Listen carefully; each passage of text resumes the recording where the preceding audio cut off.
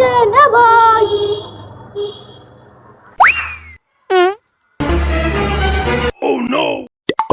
ভাই আপনার টাকা পেয়ে গেছে। ভাই আপনি তো অনেক ভালো মানুষ।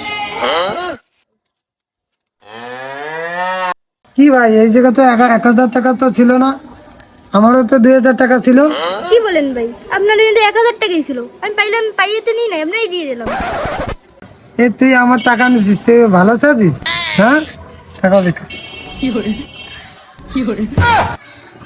না, টাকা নিয়েছে।